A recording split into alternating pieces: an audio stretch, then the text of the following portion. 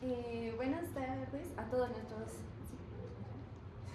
buenas tardes a todos nuestros oyentes, los que nos acompañan. Bienvenidos al episodio 6 de Café con Leyes. Hoy les tenemos un invitado especial con el licenciado Boris Wilson Arias López. Y hola, Fabio. Bien, para un poco de la hoja de vida del doctor, que es muy extensa, la verdad. Él tiene licenciatura en Derecho en la Universidad Mayor de San Andrés, tiene diversos diplomados en Derecho en la Universidad de San Francisco de Asís, en la Univalle, y esto en La Paz, Bolivia. También tiene maestrías en Derecho, tiene doctorados en Derecho Constitucional, el doctor participó en numerosos cursos y seminarios nacionales e internacionales sobre temas de Derecho Procesal Constitucional, Derechos Humanos y Derecho Penal en Bolivia, Costa Rica, Estados Unidos, España, Argentina y México.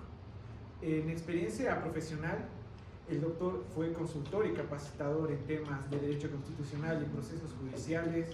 Es docente universitario en varias universidades de Bolivia, incluyendo la Universidad Mayor de San Andrés, la Universidad Pública del Alto, la Academia Nacional de Policías, la Universidad de Aquino y la Universidad de San Francisco de Asís.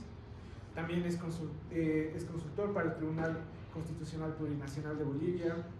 Fue coordinador del Centro de Investigación y Desarrollo en Sucre. También el doctor publicó múltiples libros y artículos sobre temas de derecho constitucional, derechos humanos y procesos judiciales en revistas académicas y libros colectivos en Bolivia, en México, en Colombia, Perú, Guatemala, España y la República Dominicana. Doctor, buenas tardes, ¿cómo está? Para iniciar el podcast tenemos 3 secciones. Una donde vamos a indagar más en su vida profesional, y la otra ya donde nos va a contar sobre su vida profesional, y la tercera sección ya va a ser para acabar el podcast. Bien, quisiera comenzar con la pregunta, doctor. Yo le comentaba antes, ¿no? Si siempre ha querido estudiar Derecho. ¿Podría contar un poquito de su vida personal, tal vez? Bueno, yo, en primera instancia, un gusto conocerlos y gracias por la invitación. Yo estudié desde que era un niño, me gustaba mucho el Derecho. Por supuesto que como todo joven, niño, soñaba mucho con esta idea de justicia, como un ideal regulativo donde, bueno, algún día tiene que haber justicia. Por supuesto que esa idea con los años y las lecturas pues, se fue mudando, la palabra justicia fue transformando y teniendo distintas lecturas. Cuando yo era niño era muy distinto a hoy, porque tú no tenías acceso, digamos, al internet, a muchos libros. Entonces tenías que ir a la biblioteca. Yo, cuando iba a la universidad, me prestaba el libro el viernes y tenía que devolverlo el lunes. Entonces solamente tenía tiempo para leer viernes en la noche, sábado y domingo, y el lunes hasta mediodía hay que devolver el libro. Claro, podías volver a sacar otra vez el libro el siguiente fin de semana, pero bueno, era un poco incómodo, no sé. Y bueno, el acceso a los libros era muy difícil. Los libros que nosotros teníamos eran muy de como no sé si algunas han ido a los libros usados, y en esos libros usados se encuentran libros de los años 60, sobre todo publicados por la Unión Soviética. Entonces había un contexto que era muy diferente al que es hoy, donde tú puedes ingresar a páginas y descargar libros, ver opiniones, conversar con gente de otros países. Entonces, bueno, hoy día es una pena que cuando yo doy clases, hablo con mis alumnos y les hablo sobre algún tipo de justicia, algún tipo de elemento, y bueno, sí, no te preocupes, es importante la escenografía. Muy bien. ¿Y volvió la ley? Sí, volvió la ley, al orden. Y bueno, volvió el derecho. lo que va a ocurrir es que hoy día tú le dices a algún alumno, le dices, no leak it, y él tranquilamente puede entrar al internet, que no leak it, y ya está, ya sabe qué es, pero no entra. Pues es decir, pese a que tienes mayor acceso a información, no sucede. Entonces, ¿qué es lo que quiero decir con ello? Porque yo te decía antes de comenzar la historia que debe existir algo de curiosidad y algo de asombro. Tú dices, wow, la Corte yo creí que iba a resolver blanco, pero dio un buen argumento y resolvió negro. Y ahí tú te sorprendes. Y ahí te empieza a gustar el derecho. Pero si eso no te sorprende, si no buscas, bueno, la verdad es que no sé por qué a alguna gente le puede gustar el derecho si es que no llega a ese nivel de profundidad. A mí me gustaba eso. No he tenido suficiente tiempo, no he tenido suficiente acceso. La mayor parte de los buenos profesores que he conocido, por ejemplo, Benjamín Miguel Hart, José Antonio Rivera Santibáñez, Wilmar Ruperto Durán, la mayoría de ellos eran autodidactas igual que yo. No hemos tenido universidades tan sólidas como en Harvard, Oxford, donde los profesores tienen sus alumnos, o Carlos Nino, ponte, que Rosencrantz, Gargarel, etc., han sido ayudados por Nino a viajar al exterior, a Oxford, Yale. Entonces, no tenemos una instancia muy fuerte y bueno, yo era autodidacta y lamentablemente los buenos profesionales en el país me parece que aún siguen siendo autodidactas. Mientras los alumnos no tengan ese interés, creo que yo no entendería por qué les iría a gustar el derecho. Bien, doctor, a mí me parece muy interesante lo que nos está diciendo y me parece aún más interesante este tema que nos habla de que usted busca justicia así como tal. Y bueno, desde como lo oí, para usted cambió algo en el sentido de justicia desde que era niño, o sea, por ejemplo, que tenga un sentido de que entienda como justicia ciertas cosas, pero cuando era niño, pero ahora entienda otra cosa. Sí, bueno, lo que pasa es que de pronto un profesor del Círculo de Viena, que es Carnap, no sé si lo leyeron, se aconsejo leerlo. Carnap lo que dice es que a veces tenemos palabras que están un poco vacías. ¿Qué significa eso? Tú puedes decir una palabra y esa palabra no tiene ningún contenido. Carnap dice, si yo invento la palabra celular, entonces tengo contextos en los cuales puedo mencionar el celular. En este caso el celular es negro, en este caso el celular es pesado, no sé si me estoy explicando. Pero si yo me invento una palabra que sería, digamos, Wichibo, que es el que creo que se inventa Bart Simpson cuando está jugando con Homero, no sé si te acuerdas. Entonces, no ve los Simpsons. Bueno, sí, tal vez no hablamos el mismo idioma, pero si te inventas una palabra, sí, en ese caso se me inventa Wichibo. Entonces, Homero Simpson le puede preguntar, ¿en qué contexto tú puedes usar esa palabra Wichibo? No lo sabes, porque me acabo de inventarla. Entonces, ¿qué es lo que significa? Que muchas de las palabras, dice Carmen, que nosotros utilizamos, puede ser que estén huecas. A veces con mis compañeros, cuando yo en el Tribunal Constitucional hablaba con ellos, les decía, pero ¿tú qué cosa quieres decir con control plural de constitucionalidad? Explícamelo bien. Suena muy bonito, pero a ver, explícame algo concreto. Y si no puedes explicarte, tal vez estás perdiendo tu tiempo haciendo tesis, escribiendo cosas, con algo que es vacío. Entonces, bueno, lo que pasa es que cuando empiezas a rellenar lo que es la justicia, entonces puede ser que lo rellenes con muchas cosas. Puede ser que lo rellenes con lo que dice la ley, o sea, algún tipo de justicia será la de la esencia y valor de democracia de Kelsen, aunque niega la idea de justicia, al mismo tiempo la defiende, porque al final dice, la justicia es relativa, lo que para mí es justo, para ti es injusto, pero lo que para ti es justo, para mí es injusto, pero igual hay un tipo de justicia aunque sea relativa. O podrías rellenarlo con distintos conceptos como la teoría de la justicia de Rawls, que es una teoría social, o finalmente lo que a ti te gusta, me estabas comentando, que sería Aristóteles. Aristóteles lo que más o menos nos dice es que si nosotros empezamos a cumplimos roles dentro de la sociedad, y si ese rol que empezamos a cumplir, imagínate, nosotros somos pintores, y entonces cada vez que pintamos, hacemos mejor las cosas. No sé si me explico, pintas cada vez mejor, y como pintas cada vez mejor, es decir, la conducta va a encontrar el ideal de lo que es un buen pintor.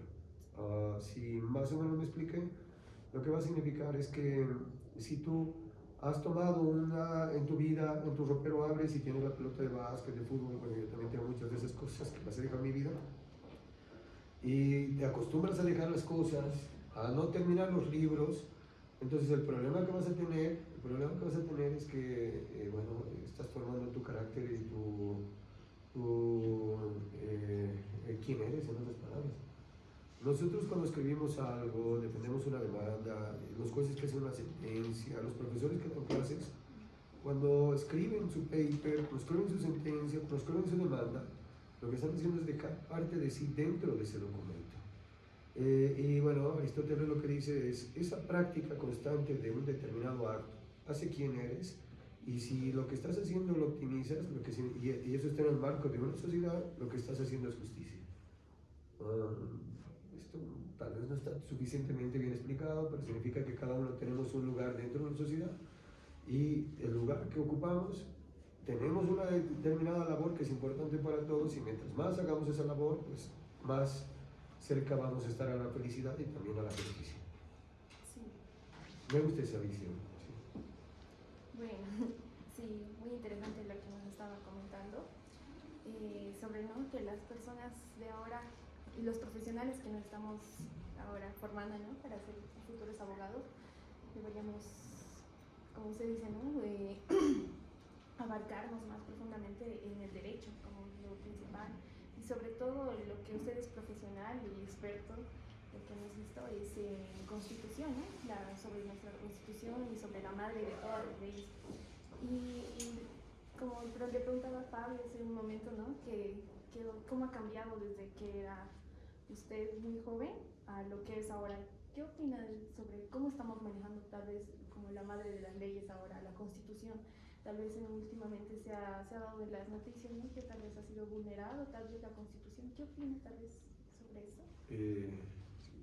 Bueno, si estuvieras en mi clase, primero te preguntaría si la mamá de la constitución, quién sería el papá y quién sería el tío.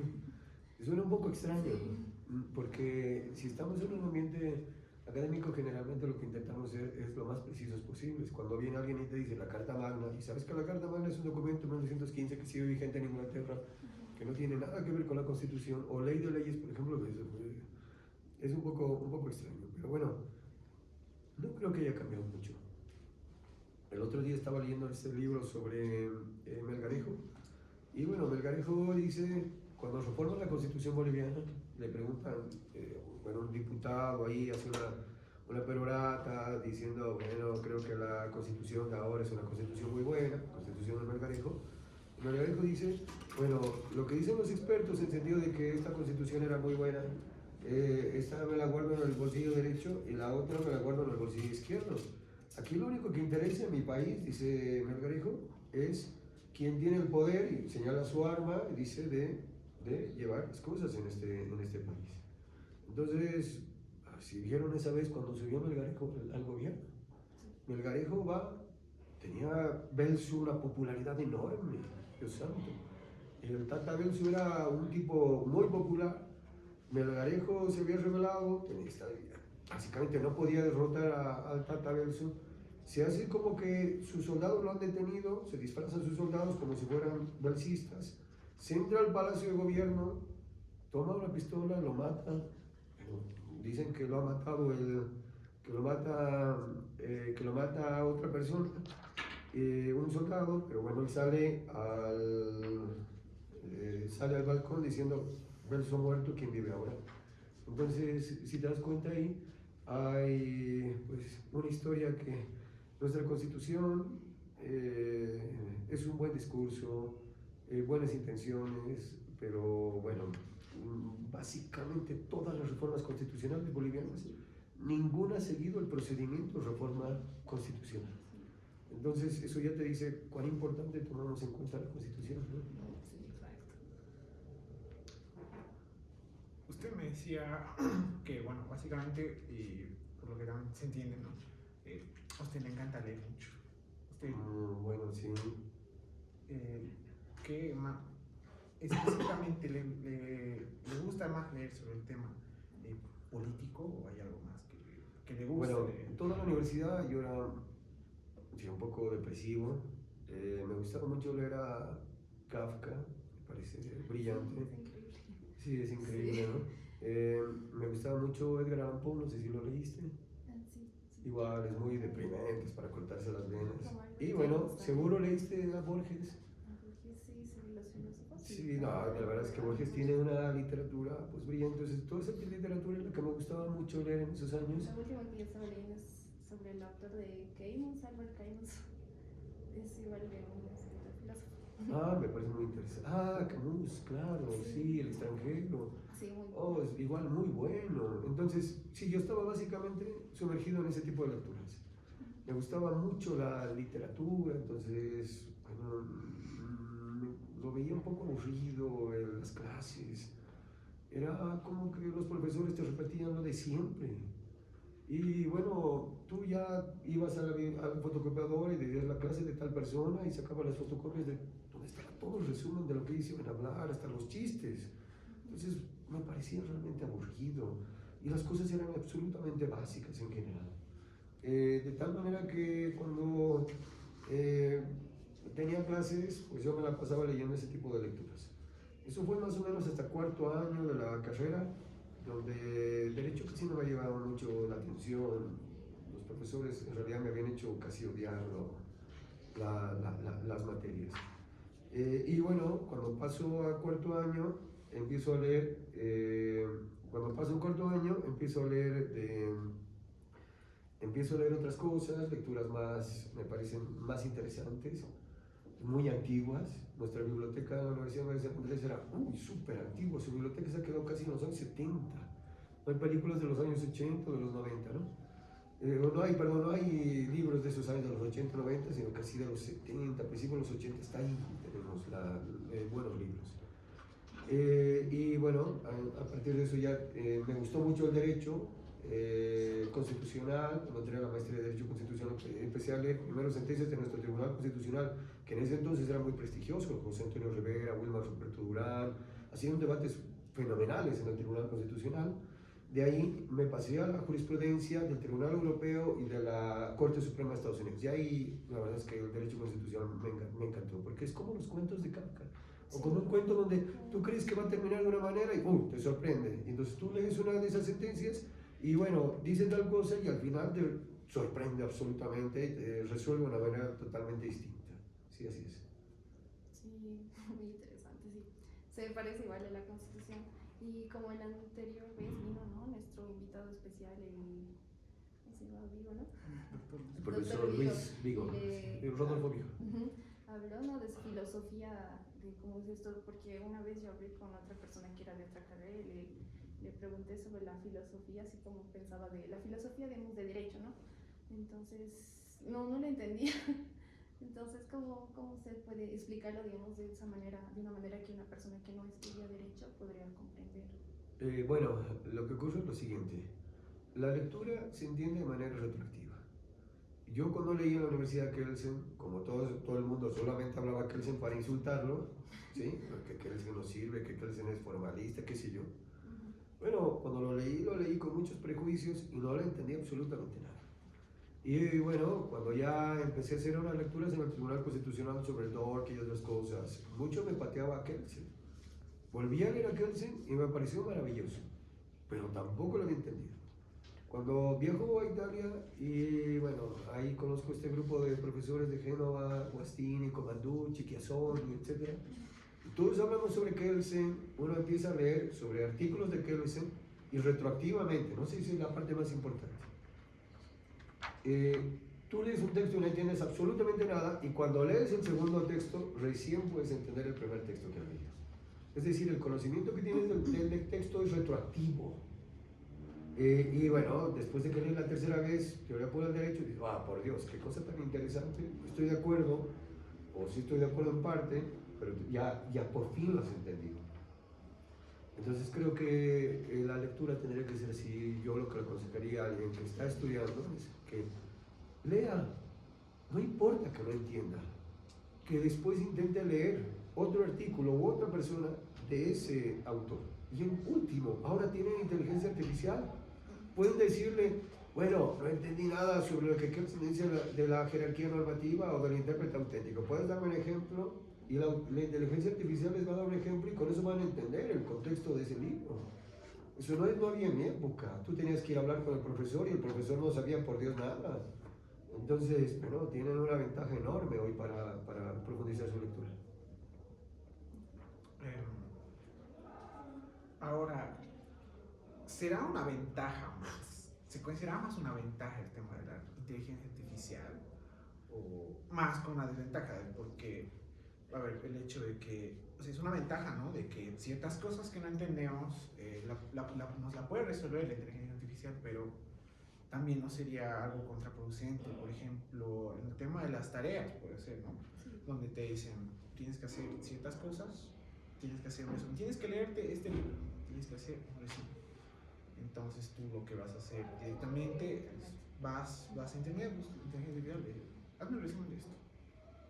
Entonces, ¿no sería también algo contraproducente el tema de inteligencia artificial? Bueno, yo soy de las personas que me gustan las plantas. Me gusta leer en un lugar donde haya muchas plantas, donde haya mucho sol. Me gustan mucho los animales.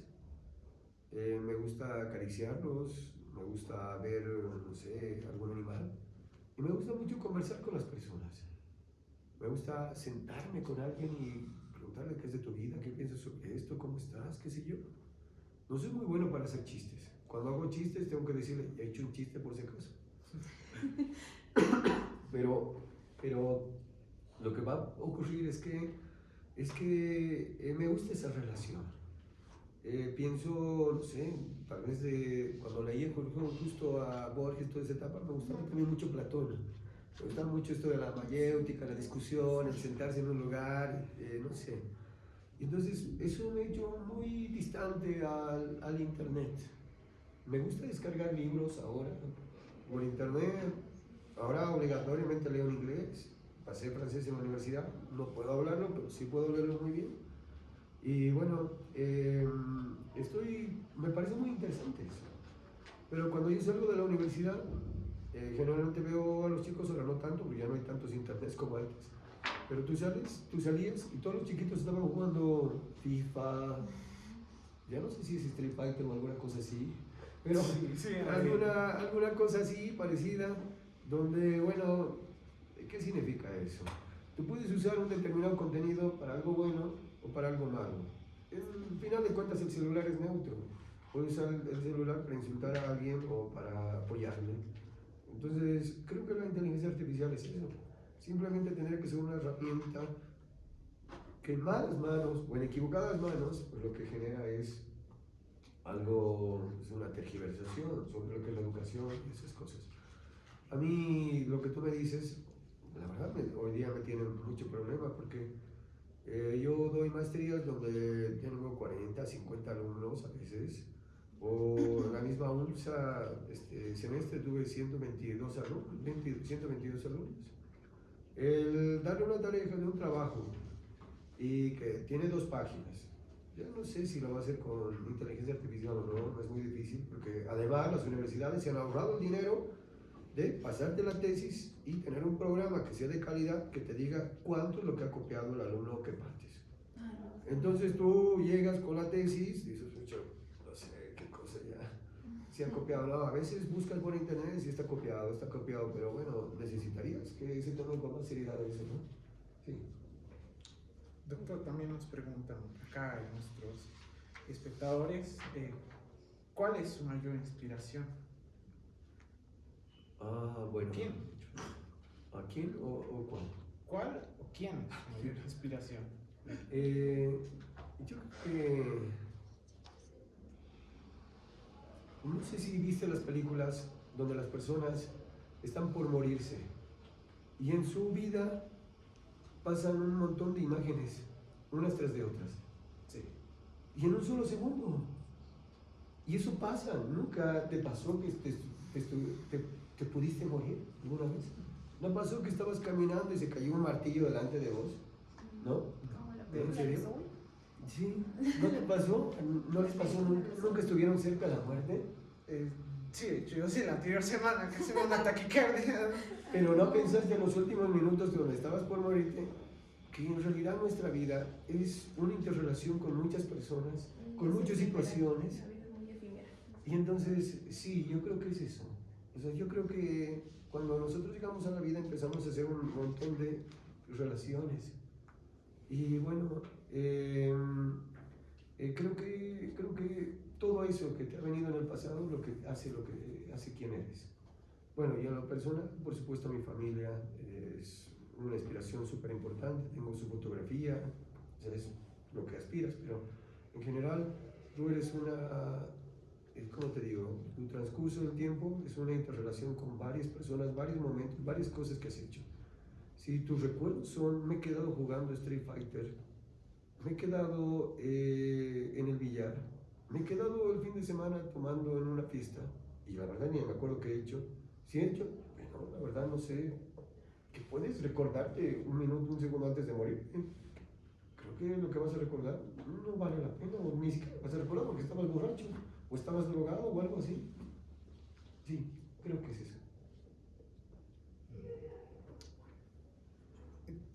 Un poquito es que este tema de recordar, ¿no? Yo creo, desde mi punto de vista, creo que lo que vas a recordar, lo que en esos instantes, lo que pasa por tu mente va a ser cosas que no has podido lograr o hacer. Es más como un momento de, ay, voy a morir acá, pero hubiera hecho esto, hubiera hecho esto, hubiera hecho tal, hubiera hecho cual. Eso es, desde mi punto de vista, es lo que, incluso eso estaba yo pensando esa noche, estaba de, ay, sí, era mejor que haga esto, era que no haga esto, era que haga esto. Y ya. Bueno, mira, si te vas a morir, seguro lo que vas a pensar no es lo que podías haber hecho, sino lo que has hecho y has dejado de hacer para hacer otra cosa. Si estás estudiando Derecho es porque no estás estudiando Ingeniería. Porque cuando abres una puerta, ya no puedes pasarte a la puerta de al lado, ya te has pasado esta. Retroceder te va a tomar mucho tiempo, por eso con quién te vas a casar, cuál va a ser tu profesión, son decisiones importantes. Si los alumnos no están seguros de por qué van a casarse con alguien, o van a tener hijos, o van a estudiar tal cosa, pues no sé, la verdad es que van a perder mucho tiempo hasta que se den cuenta que se han equivocado. Yo creo que lo que vas a pensar es lo que has hecho. Y si, bueno, si te da otra vida la oportunidad, si no te mueres, entonces ahí yo creo que tienes una gran chance para decir, bueno, realmente debí terminar de leer todo Aristóteles. Bueno, ¿para qué? No lo sé, disfruto leyéndolo, punto. Y bueno, y eso creo que es simplemente que recordaste lo que has hecho, posiblemente alguna añoranza de lo que pudiste haber hecho, porque lo que pudiste haber hecho realmente no lo experimentaste, y ahora tienes la oportunidad de hacerlo, ¿no? Sí, decía, sé cuánto voy a pasar de ese momento y decir, bueno, sí, casi, en mis palabras diría, casi la palmo. Bueno, ¿y qué pensaste hacer? ¿Qué vas a hacer ahora? ¿De qué aprendiste de eso? De eso, bueno, pues básicamente apreciar más a mi familia, ¿no? Porque he estado últimamente teniendo unos cambios de actitud desde mi punto de vista iban para mal. Y desde ahí dije, no, es que en un segundo se te puede ir todo. No, de pasar de tener a personas que te quieren, estar en un lugar con un grupo de personas que tú quieres, que realmente aprecias, a estar tirado en tu cama básicamente, solo, y básicamente estar en la oscuridad y pasar a tener nada. Estar básicamente ya dormido toda la vida. ¿Pero y qué has cambiado? ¿Cambió algo de ti? Mi forma un poco de ver algunas cosas, ya no tanto. A ver, más o menos te digo. Kelsen desarrollaba la idea de la Constitución. Y bueno, pasa la Segunda Guerra Mundial, casi lo matan, era judío, apenas escapa de Alemania. Y bueno, tienes un cambio radical donde el derecho internacional prevalece sobre el derecho interno. Su vida cambia. Cuando nos pasan cosas en los profesores, no sé si estudias a von Jering o estudias a Foucault, hay cosas que en su vida escribía de una manera y después se transforma porque te ha generado un trauma tan importante. Realmente eso fue tan importante que cambió tu manera de ver, tu perspectiva y en adelante quién eres. Yo no voy a decir que sí lo ha cambiado o no, pero si lo consideras que ha sido tan importante, realmente debió haber cambiado algo respecto a tu relación con tu familia. Solamente lo digo, ¿no? Sí. Bueno, doctor. Muy interesante. vamos a pasar a la segunda sección. Ah, la segunda recién. Ah, Sí. ya, bueno, claro. La primera era más algo más personal. Uy, sí, qué bien. La segunda es el tema profesional. Sí. Y ya. Excelente, claro, sí, sí. ¿Usted en qué universidad estudió? Yo estudié en la Universidad Mayor de San Andrés, o sea, físicamente. De ahí se graduó de la Pero carrera. en realidad estudié en la biblioteca.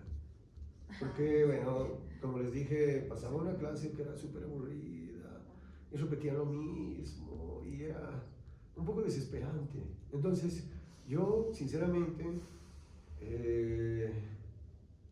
primer año, casi estaba, bueno, puedo decirlo, ¿no? Estaba o en la biblioteca o estaba en el billar. Entonces casi no pasaba clases. A la vuelta a la universidad había un lugar que le llamaban el Bueno, la calle Bueno, ¿eh? Y ahí había un billar donde, bueno, íbamos y estaba jugando con mis amigos que ni siquiera eran de derecho. Y bueno, la cosa es que si no hacía eso, me iba hacia la biblioteca. Sacaba libros y en mi casa leía libros. Entonces, creo que estudié ahí, realmente. Creo que estudié en la biblioteca más que en las clases, sí. Sí. Pero lo enseñaban más que los docentes. Más que, como se decía, era autodidacta, ¿no? Porque es más el interés propio. Lo que pasa es que, mira, para dar el examen yo sabía que había que memorizar ciertas cosas. Y entonces tú llegabas donde el profesor y el profesor te preguntaba, había que memorizar esto. Me acuerdo de un profesor que en ese entonces era vocal, que había que memorizar todo un libro así de grueso, y si suponía punto, punto, punto, punto, punto. Entonces era así como tienes que dar el examen. Y entonces empecé a memorizar, yo leía muy rápido, como sabía más o menos de los autores, los había leído un poco, lo leía muy bien, y bueno, punto, eso era. Y bueno, cuando di el examen de grado empecé a leer otros libros que eran muy interesantes. Y bueno, descubrí que lo que me habían enseñado tal vez no era lo más oportuno. Y me tomé mucho tiempo después del examen de grado para intentar borrar lo que me habían enseñado y volver a crear mis propias ideas. Y ese es un problema. Los alumnos a veces se quedan con las ideas de los profesores y quedas con la idea de que ese profesor es muy bueno, pero cuando realmente ya han pasado 10 años de tu vida te das cuenta, no, ese no había sido tan bueno y ese otro que pensé que era malo, sí era bueno. Sí, creo que ese es un problema. No puedes juzgar tu vida, sino cuando has llegado hasta la cima recién puedes ver cuál era el camino más corto, cuál era el camino que tenías que seguir. No puedes ver desde abajo hacia arriba, sino de arriba hacia abajo. Una vez que has recorrido el camino recién puedes ver hacia atrás. Como la vida profesional, tal vez, ¿no? En el ámbito, como le dicen, del campo. ¿Y usted cómo ha experimentado su vida? Como las pasantías, digamos. En donde Sí, yo hacía muchas pasantías en muchos lugares. Cuarto año y quinto año dije, bueno, me entré a juzgado civil, juzgado penal, sala social. En la sala me acuerdo que yo me titulé y los vocales querían mucho, me decían, bueno, Boris, queremos que seas oficial de diligencias, te vamos a nombrar. Todo el mundo quería ser oficial de diligencias, decía, oh, el oficial. Esos años era peor que ahora, te digo, porque en esos años realmente era un sueldazo, más que ahora. Y entonces, bueno, yo le dije, no, algún día yo ya soy abogado, no tengo mi título, pero ya me he dado mi examen ayer.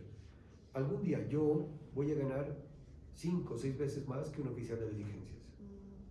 Porque si estudio y tenía esa claridad en ese entonces, si estudio y me esfuerzo, en algún momento voy a ganar más. Y bueno, cuando me fui al Tribunal Constitucional, mi salario era como 14,000 más o menos, que estoy hablando del 2012, ahora me deben ganar 17. Y bueno, dije, bueno, me voy de aquí, todo el mundo igual me quería en el tribunal, decía, me voy de aquí, pero me voy a ir a una universidad donde me van a pagar 400 por todo el día de clases, y voy a ver qué hago. Llego a La Paz y ya no conocía a nadie. Yo antes de irme daba clases en la ANAPOL, daba clases en la UNSA, daba clases aquí, daba clases en la Univalle. De repente todos habían cambiado de director, ¿no? Es decir, en esos 4 o 5 años ya habían otros nuevos directores, casi nadie me conocía. Entonces fue un poco comenzar de cero y cuando llego aquí, digo, bueno, empiezo a dar clases aquí, allá, etc. Y bueno, me abro mucho espacio en las universidades. Yo creí que la gente iba a dejar de llamarme, ¿sabes? Porque dije, yo ya estoy viejo, ya hay muchos jóvenes que tienen ahora maestría, doctorado y bueno, creo que son competentes. Pero por algún motivo yo seguí leyendo y hasta hoy los alumnos que pasan conmigo en maestrías o doctorados o pregrado les sigue gustando mis clases, no sé si me estoy explicando. Y entonces, pese a que hay muchos jóvenes que hasta van al exterior, sigo siendo como que citado y llamado por los abogados. Pero eso es porque, ¿cómo te puedo decir? Un amigo, Juan Antonio García Amado, me decía, lo que yo he notado en Bolivia es que es como los jugadores. Los jugadores llegan a una cierta edad, son buenos, se dedican a mujeres, al trago, no sé si me explico, ya se hicieron famosos a los 20 años o 25 años y ya se están torciendo. Y lo mismo pasa aquí. Oye, Fabio, mira, yo creo que eres un chico muy listo, creo que estudias bastante, estás muy despierto, hasta tienes la maestría. ¿Por qué no te vienes a institución pública? Te vamos a pagar como 18.000 bolivianos. Fabio va a decir, uy, 18.000, ya me entro. Y ahí se queda. Oye, ay, no leo tu nombre. Sara, yo creo que eres una chica muy inteligente. ¿Por qué no te vas de jueza?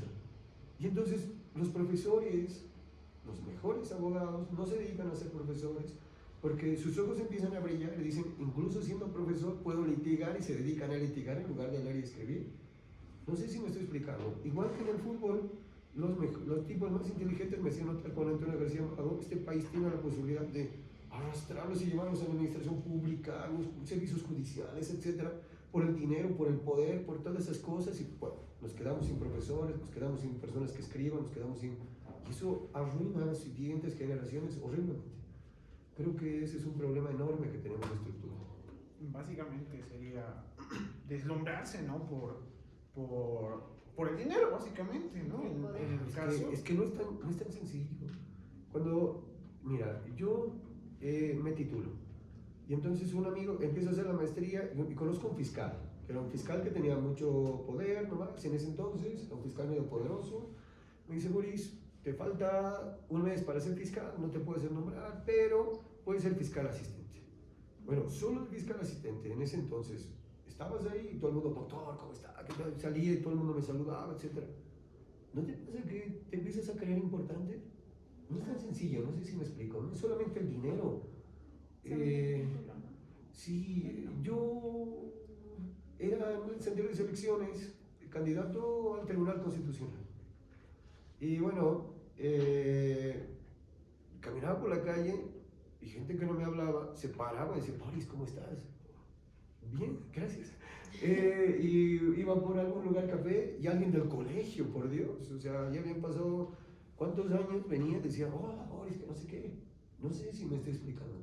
Claro. Te empiezas a creer que realmente eres importante y que tienes, creo que es incluso más que el dinero. Eso te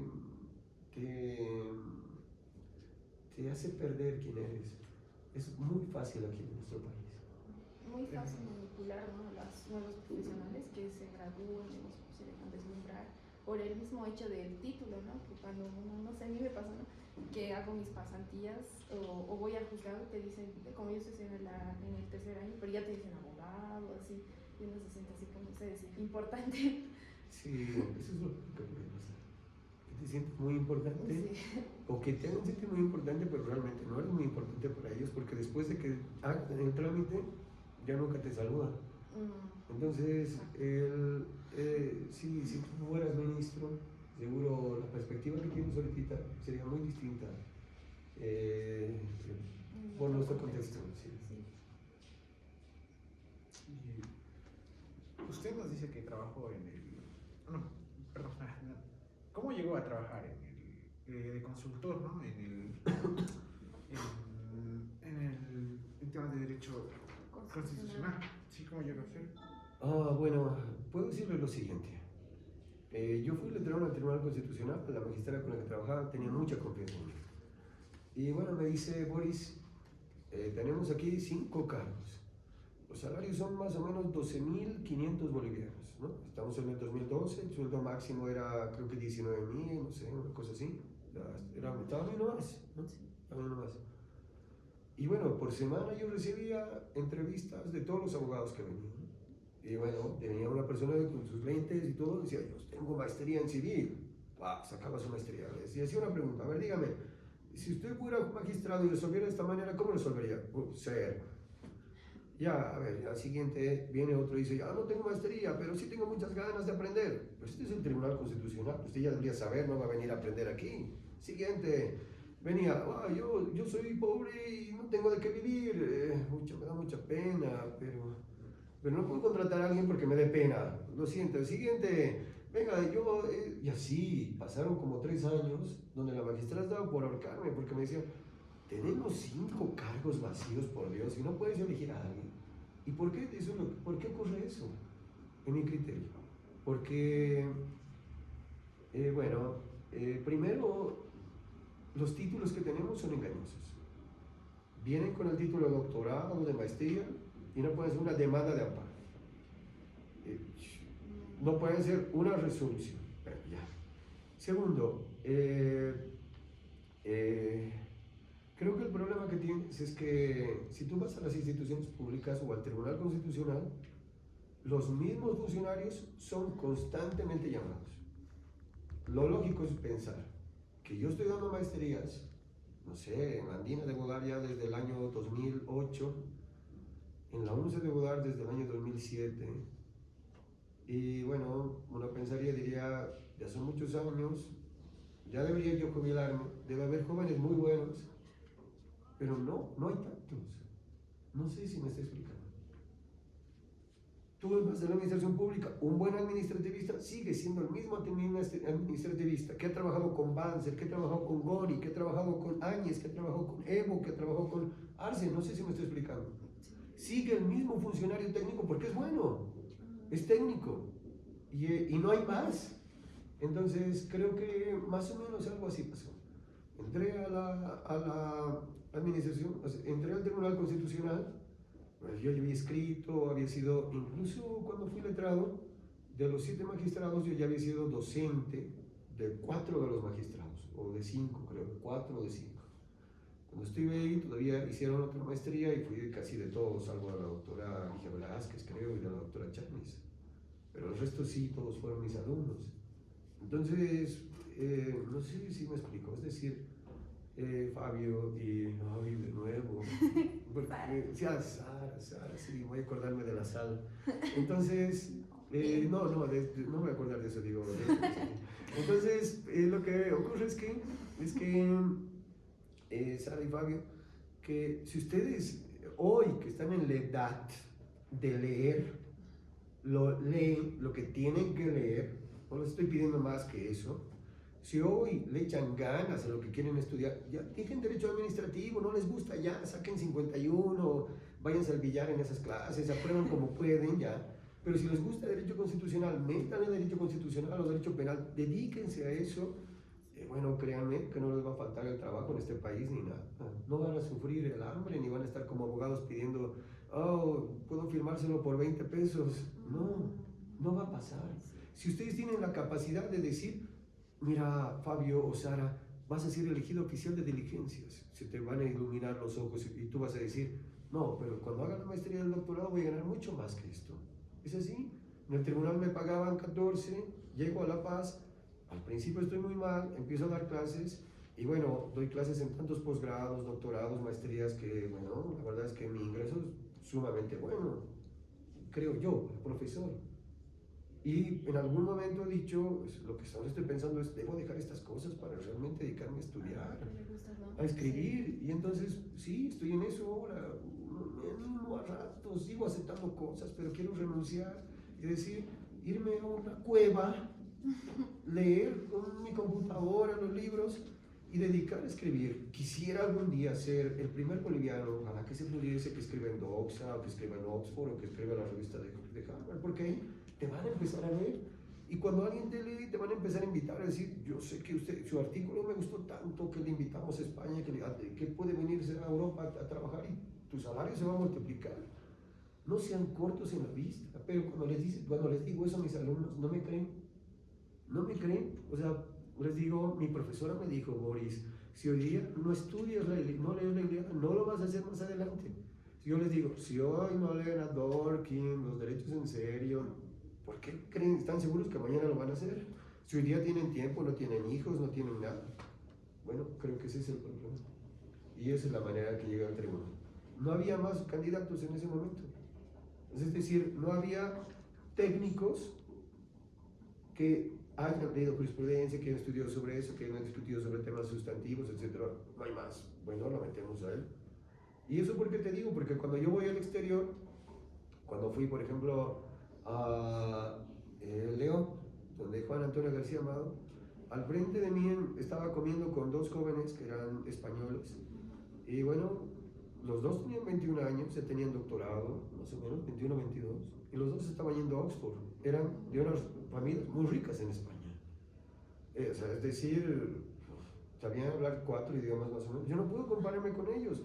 Yo apenas puedo leer en inglés y en francés y en portugués, por supuesto. Y entonces ellos, pero hablan perfectamente los idiomas, tienen 22 años, tienen el doctorado y ahora se están yendo a Oxford. Me mataban, no sé si me explico, o sea, no puedes competir con ellos. Pero aquí en Bolivia no hay eso. La competencia entre los profesores es casi inexistente, entre los jueces es casi inexistente. Por eso es que ni siquiera tendrían que esforzarse para llegar a ser guastinis. Entonces, lo ideal sería que sean guastinis. Basta que lleguen a un profesorado, a un nivel educativo suficiente, y les apuesto que el resto de profesionales bolivianos, pues, bueno, ustedes van a estar años luces de ellos, porque muchos de nuestras universidades lo que no han tomado la suficiente, ¿cómo les digo? Sí, no han tomado suficientemente... No se han tomado suficientemente en serio la educación en nuestro país. Y entonces, bueno, si ustedes logran salir de ahí, sin duda alguna ustedes van a ser mis sucesores en la clase. Está bien, yo tengo que jubilarme, está bueno. Pues voy a saber, estoy dejando un buen profesional ahí, ¿no? ¿Y por qué lo dejó el tribunal? Bueno, supuestamente quería hacer la tesis. Y salgo y dejo el Tribunal Constitucional y me dedico a dar clases. Y me he quedado dando clases. ¿Y le gusta la docencia? ¿Le llamó la atención? Es que luego se resignificó como la idea de justicia. Sí. Uno dice la docencia es ir y dar clases, etc.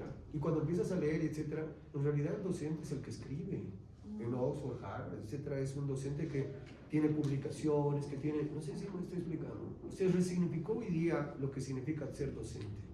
No es alguien que te viene a repetir lo mismo, pero bueno, yo estoy en eso todavía porque si vieron ese capítulo de Los Simpson que no viste, donde Bart Simpson dice una frase, no me acuerdo, yo no fui, una cosa así. Entonces todo el mundo iba y decía, Bart quería hablar sobre el medio ambiente, etc. Y dice, no, di tu frase, yo no fui. Di tu frase. Entonces yo me siento en las clases como que quiero hablar sobre Kelsen, quiero hablar de la norma hipotética fundamental, cuál es la diferencia con tal cosa, Shower, qué sé yo. Y dicen toda la gente, di tu frase, bueno, el control de constitución, de convencionalidad, tal cosa. Sí, más o menos así se optó. Tocando otra vez el tema de justicia. Ahora, para usted, ¿qué es justicia? ¿Qué es justicia como tal? Qué pregunta. Yo creo que yo me acerco más al libro de Esencia y Valor de la Democracia de Kelsen. Es un librazo, si no lo han leído, les aconsejo que lo lean. En Esencia y Valor de la Democracia, Kelsen dice, la justicia es simplemente una opinión personal de alguna manera. Tú crees que es justo, para mí es injusto, para ti es justo. Creo que cada persona tiene una idea distinta sobre lo que es la justicia. Y lo que hacemos básicamente es reunirnos en un congreso, reunirnos como sociedad y hacer una votación. Entiendo que muchas de las leyes para muchos de nosotros son tremendamente injustas, mejor dicho, tremendamente injustas. Pero hemos participado en un proceso democrático donde la mayoría ha decidido que así debe ser. Y hasta que no podamos convencer a esa mayoría de que ellos están equivocados, ese derecho se tiene que cumplir. Sí, creo que es eso. Eso es lo que opinas sobre la justicia. Sí. Ahora, actualmente, ¿habrá justicia? El textito sobre qué es la justicia lo va a desarrollar Kelsen en ese libro, en ese textito que es una exposición en Estados Unidos, qué es la justicia. Pero el trasfondo está del valor, de la esencia y valor de la democracia, donde muestra Kelsen el contexto político en el cual se instituye esta idea de justicia, ¿no? Entonces, claro, habría que leer los dos libros juntos para entenderlo. Entender. Sí. Mucho mejor. Sí, perdón, te interrumpí, Fabio, sí, está bien, Fabio. lo siento. No, No. Oigan, ¿y yo les puedo preguntar? Sí. Sí, y bueno, Yo sí. excelente, bueno, que Fabio pregunte primero y luego yo les pregunto algo. no, le decía, ¿no? Actualmente, ¿habrá justicia? Actualmente con el contexto, ¿no?, que estamos viviendo. ¿Habrá justicia como tal o fue ya más sofocada por, por el poder como tal? Ya no buscar justicia, sino buscar más el poder. Bueno, otra vez vuelvo a Kelsen. Kelsen te dice, esta idea de justicia, de derechos, deviene de algo que se llama ideología. ¿La ideología qué significa? Tú, Fabio, tienes intereses particulares y vas donde Sara y le convences de que se debe dar 20 minutos de tolerancia para que voten con el profesor para que le den 20 minutos de tolerancia. Sara siempre llega temprano, pero a ti te interesa convencerle que lo ideal es que se dé 20 minutos. Pero otra persona del curso dice no deberían ser 10 minutos. Si tú logras convencer a las demás personas, estás imponiendo tus intereses con ciertos argumentos y razonamientos como si estuvieras invocando la justicia. No sé si me estoy explicando. Y eso es ideología, que lo toma Kelsen de Marx, porque en este caso Marx dice que la ideología es algo que encubre la realidad. Sí, así creo que... ¿Y eso qué significa? Tú enciendes la TV, digamos, imagínate que vives en Rusia, enciendes la televisión rusa y tienes programas que te dicen, usted, Fabio, que es ruso, hay todos estos motivos para que usted se vaya a morir a Ucrania. No sé si me explico. Es básicamente la... ¿Otra vez las leyes o el café? Es básicamente la... Hoy estamos peleados con las leyes. Como decía, es básicamente lo que hizo Hitler, ¿no? Goebbels, ¿no? Sí, Goebbels cuando te hace toda esta filosofía donde te dice repite algo hasta que parezca verdad y todas esas cosas. Bueno, sí, por supuesto. El concepto de ideología ha sido estudiado mucho por la extrema derecha y la extrema izquierda. Hoy día vivimos en un periodo donde no hay intermedios, donde hay un enorme radicalismo de derecha y de izquierda. Y cada gobierno que es de derecha genera una izquierda más radical y al revés. Y eso es un peligro, por supuesto, pero bueno, nos tocó vivir esta época, ¿no? En esta época actual, sí. Y entrándonos en el tema de la Constitución y todo, y los últimos temas que se han suscitado en el país, ¿no?, sin ningún tipo de fin político, ¿qué ha opinado, ¿no?, de lo que ha pasado anteriormente en estos días? ¿Qué opinión podría darles a las personas que se han suscitado diferentes puntos que han dicho que han vulnerado la Constitución? Entonces, ¿qué podría opinar, no? Que al fin y al cabo nos escuchan estudiantes de otras carreras y la misma población. Perdón, no entiendo muy bien, es que últimos días me resulta a esa religión que dice los ángeles, los últimos días. Últimos días se refiere a los últimos 100 años, o se refiere a 50 años, 10 años, 2 días, o lo que pasó hoy día. Lo que pasó el Hoy miércoles, día. exactamente. Sí. Lo que está pasando hoy día, que hoy día también está viendo un poco revuelta en el Tribunal Departamental de Justicia, donde están están protestando básicamente en contra de... ¿En defensa del señor? No, en contra en contra del también, excomandante Zúñiga, sí. porque se estaba llevando a cabo su audiencia. Bueno, la verdad sobre el caso en concreto no lo sé, pero lo que puedo decirles es lo siguiente.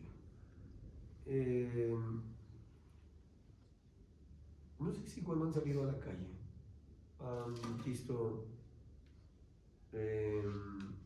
seguro que no está...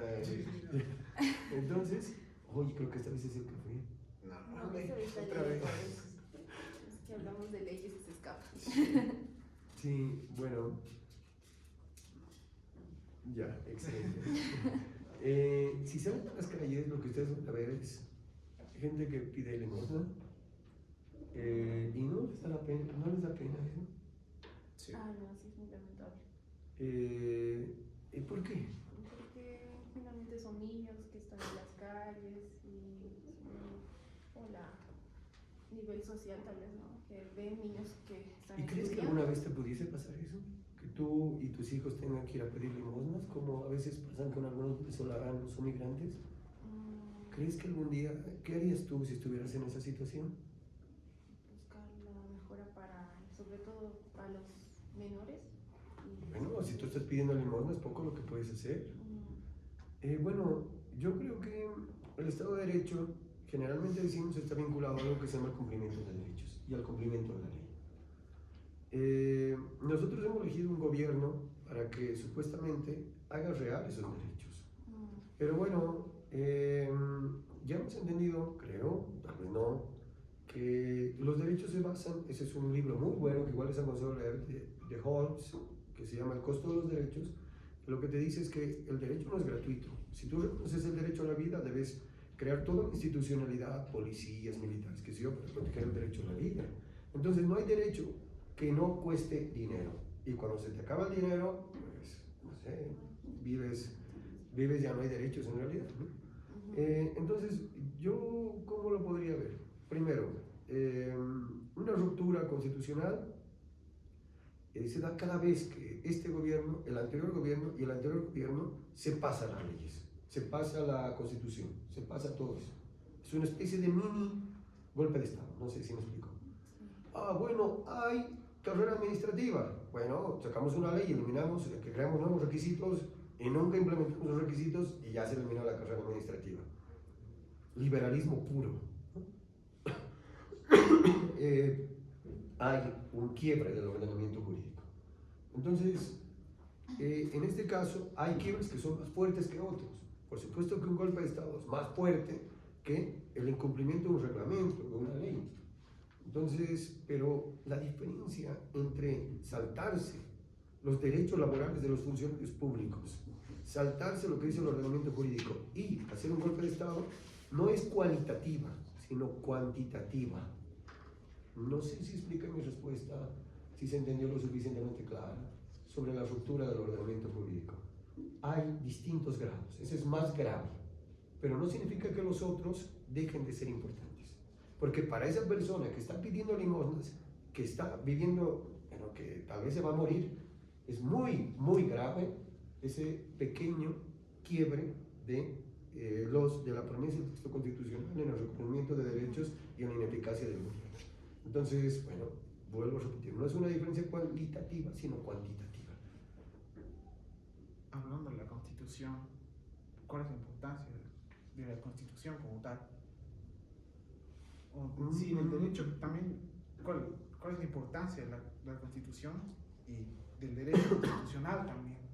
Una vez vi un video en YouTube y el video de YouTube decía lo siguiente: Fabio, si una madre está fumando y le dice a su hija, no fumes, ¿qué le está enseñando? Bueno, básicamente yo lo interpreto, ¿no? No fumes porque vas a acabar así. No hace lo que predica, digamos, ¿no? O sea, No, le estás enseñando a que haga una cosa y diga otra cosa. Sí. Nuestro discurso constitucional y lo que es la Constitución, me parece, en el país está así. Decimos una cosa de la vida, qué sé yo, cuando escuchas las canciones de esas canciones, hasta me parecen un poco extrañas, esas del cóndor boliviano y la naturaleza y los valles y las, no sé, esos artistas que tan bonito cantan sobre la naturaleza, que supuestamente el cóndor es boliviano y qué sé yo. Bueno, no le veo sentido, el cóndor no se considera boliviano. O sea, si te sigue que ir al Perú a casarse algo, si yo le decía vivir ahí, pues no necesita pasaporte. Las abejas no son bolivianas. Entonces, ¿qué quiero decir con eso? Hemos hecho un discurso constitucional y ese discurso constitucional puede ser que no se adecue al texto y que usemos un texto como mera excusa. En otras palabras, nuestro discurso constitucional está lleno de promesas como el derecho a la vida, pero cuando hay un accidente, la MAE de una institución pública o el empresario pregunta cómo está el auto antes de preguntar cómo está el trabajador o el funcionario público. O la idea de los funcionarios públicos de decir mira, aquí en este país nadie trabaja si no usas mano fuerte, mano dura. Entonces, ese tipo de cosas hacen al espíritu constitucional. Es decir, como dice Hermann Hesse, la Constitución no vive si no es vivida por los ciudadanos y los gobernantes. Y hablando un poquito de la Constitución, y que teníamos una pregunta que dice, ¿cuál ha sido considerado que ha violado, digamos, de la Constitución lo que ha pasado el día miércoles con el golpe y eso? A su punto de vista, claro. Sí, mira, el Estado boliviano tiene una serie desde Montesquieu, lo que decimos desde el artículo 12, una separación de poderes, ejecutivo, legislativo y judicial. Por algún motivo, el presidente pareciera que fuera el órgano más importante, y en realidad puede ser que lo sea, en los hechos. Pero en nuestro discurso, en nuestras clases de derecho constitucional, encontramos que los tres deberían ser iguales. Y entonces eso significa, sin embargo, que el presidente, al menos un boliviano más, debe ganar que los diputados, senadores y que los magistrados. Ese boliviano es simbólico, porque te está mostrando que no son iguales. Entonces, entiendo que es algo totalmente deleznable votar o echar a un presidente. Pero si tienes un magistrado donde no le respetas el debido proceso y lo echas, ese magistrado, teóricamente, en nuestras clases, está en el mismo nivel que el presidente. Y lo puedes echar y nadie dice nada. No salen los organismos internacionales a decir, sí, se echado a los tales consejeros o magistrados.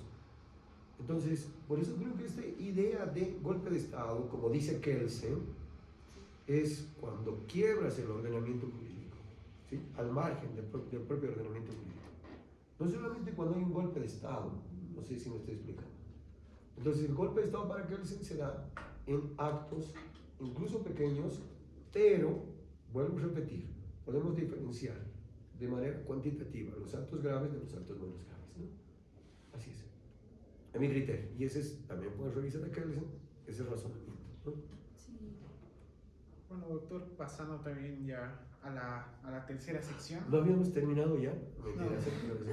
Ya la última parte del podcast, que básicamente va hacia la orientación vocacional.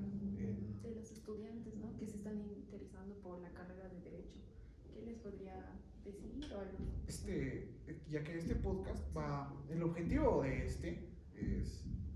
es intentar ayudar, ¿no? Para que encuentren en qué especializarse, porque por ejemplo al principio existe derecho civil, penal, constitucional, pero ya de otras ramas, no, por ejemplo materia familiar, en materia tributaria, ya no tienes mucha idea, entonces ya no saben a qué dedicarse.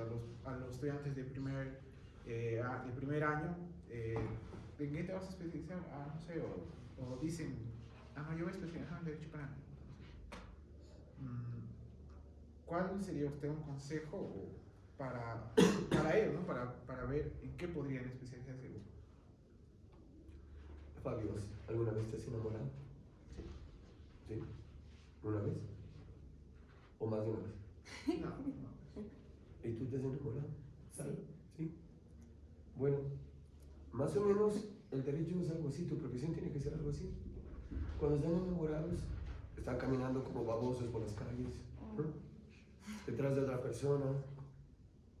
Bueno, cuando realmente te enamoras de tu profesión, se nota. Cuando algo te gusta, se nota. Si no te gusta, tal vez buscas otra cosa. Puede ser que como joven no te des cuenta si quieres dedicarte a derecho administrativo o derecho constitucional. Pero si en algún momento tú dices, estoy haciendo esto solo por el dinero, estoy aquí solamente por la plata, necesito otra cosa. Yo necesito en este momento de mi vida un poco dejar las clases y dedicarme a leer, dedicarme a escribir, dejar el celular, que dejen de llegar los mensajes, que tiene tal cosa, que tiene otra cosa, y dejar escribir en ese momento. Y si es lo que te gusta, es lo que tienes que hacer. Entonces, yo como estudiante entré a civil, me quisieron nombrar a los vocales oficial, entré a penal, entré a ejecución penal, entré a, bueno, a otras áreas, al Ministerio Público, etc. Y de repente me gustó el derecho constitucional. Y la gente empezó a notar que me gustaba el derecho constitucional. La pregunta es, Fabio, Isara, ¿qué es lo que les gusta hacer? La gente se va a dar cuenta si les gusta realmente. Y eso que sería a los estudiantes, ¿no? De primer semestre que están iniciando en esta área, ¿no? Del derecho y esta carrera, es tal vez decirles que busquen lo que les gusta. Tal vez Sí, en el pero trayecto, tal vez ¿no? tengan que buscar, no en las clases, porque yo no aprendí inglés porque la profesora de colegio que tenía nos cagaba las orejas. No sabíamos hablar nada de inglés y cuando le respondías venía y textual, te jalaba las orejas. Y yo no entraba a las clases de inglés, prefería otra vez irme al billar. Y porque me daba miedo la profesora. Me hizo odiar tanto el inglés que cuando entré al CBA, igual, los profesores eran muy agresivos y también me hicieron odiar el inglés. No sé si me explico. Puede ser que el estudiante que sea el primer año no odie la materia, sino odie al profesor en realidad que está dando la materia. Tiene él que sumergirse dentro de las lecturas de la materia y decir, pues esto no es para mí, ya, no entre otra cosa. Sí. Entonces eso sería, ¿no? Porque generalmente yo he escuchado decir, es que me gustaba esta materia, pero el docente me hizo odiar la materia y ya, nunca más. Sí, sí, eso no deberías juzgar la materia por el profesor que te ha tocado. Eso es algo, el profesor que te ha tocado es algo eventual. Exacto. Que dejan de eso, tal vez puede ser un erudito en esa carrera, pero lo dejan por otros factores. Sí, exacto. Sí, ¿Usted qué les diría a los que están así perdidos? no sé. Bueno, si son felices así, está bien. Hay muchachos que dicen voy a descansar este año y el siguiente año no sé qué voy a hacer. Y les dices, pero bueno, si te quieres dedicar a la cocina, ¿por qué no cocinas? Ah, es que me da flojera. Bueno, si te quieres dedicar, bueno, tal vez ha sido para eso, ¿no? Para hacer nada. ¿Es posible? Sí, es decir, nosotros con una decisión existencial decidimos qué vamos a hacer. Si tú como profesor le has dicho, mira, hay estos 5 libros de derecho constitucional, si supuestamente te gusta la materia, ¿por qué no lo lees? Y nunca más se aparece. Tengo muchos alumnos que me dicen eso. Me gusta mucho su curso, me gusta mucho la materia, que se toma estos 5, léelos. Ya sabes que eso es para deshacértelos de ellos, ya se van. O vienen los maestrantes y dicen, quiero que haga la tesis.